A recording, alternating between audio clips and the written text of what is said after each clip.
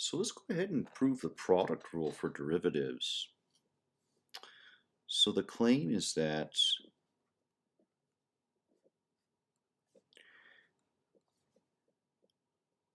if h of x is equal to f of x times g of x, h prime of x is equal to f prime times g plus f times g prime. Okay. Let's prove this statement using the definition of the derivative. Shouldn't be too bad, right? Okay, so by definition, h prime is equal to the limit. We've got h here, so we'll say as k goes to 0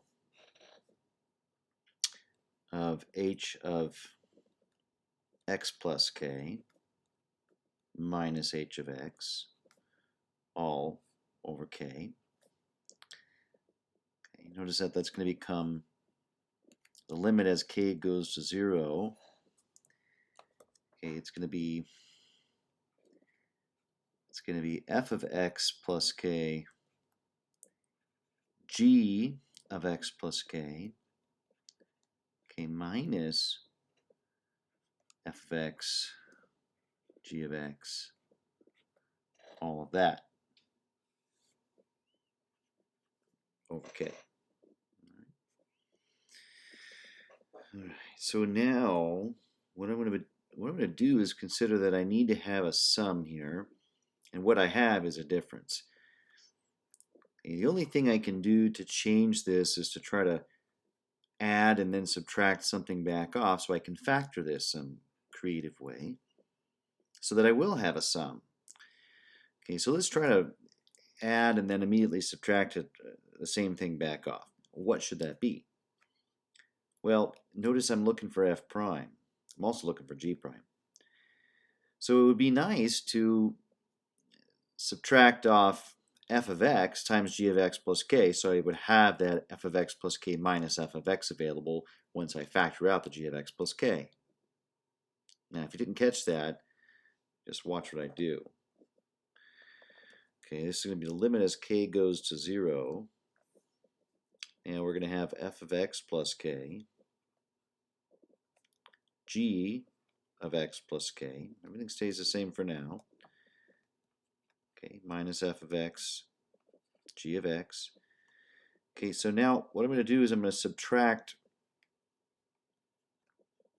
f of x, g of x plus k, and then immediately add it back on.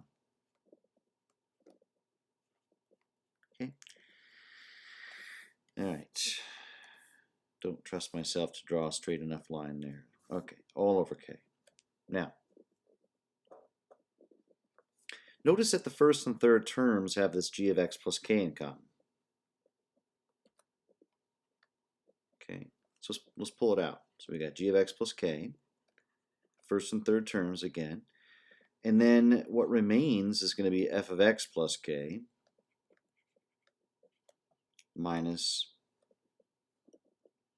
f of x. Okay. Now notice from the second and fourth terms I have an f of x in common. Okay, so let's pull that out. Okay, taking an f of x out, I'm going to have left a g of x plus k minus g of x. Okay.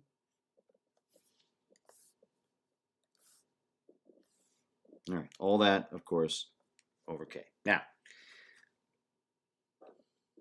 the limit of a sum is the same thing as the sum of limits. Moreover, the limit of a product is the same thing as the product of limits. So I can think about this as follows.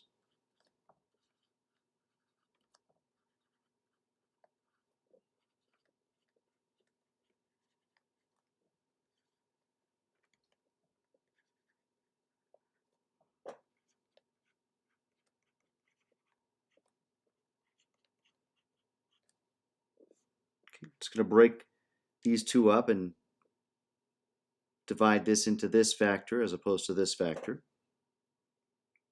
which of course we can do, right? I mean, if you have A times B over C, that's equal to A times B over C, which is equal to A over C times B. Okay, so that's what we know, of course.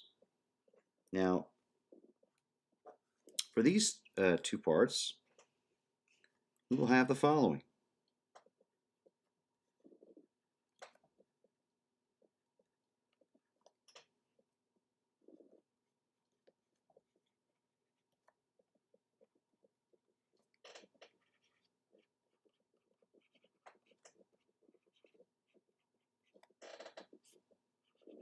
Okay, so now we can see what this is going to go to. As k goes to 0, g of x plus k is going to go to g of x.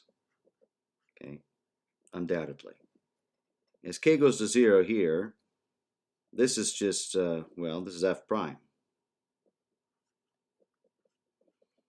Okay, plus. As k goes to 0, this obviously just stays at f of x. Okay, and as k goes to 0 here, this is just obviously g prime. So there we go. Not very challenging of a proof, but I think satisfying all the, nonetheless. Satisfying all the same, I guess that's the idiom I was striving for there, and was able to recover it. Okay, well, hopefully you enjoyed that. The product rule makes a lot of sense, and this should hopefully explain why it does make so much sense. Feel free to leave comments and make sure to subscribe. Please like this video if you do like it. If you don't like it, don't dislike it, but hopefully you like it.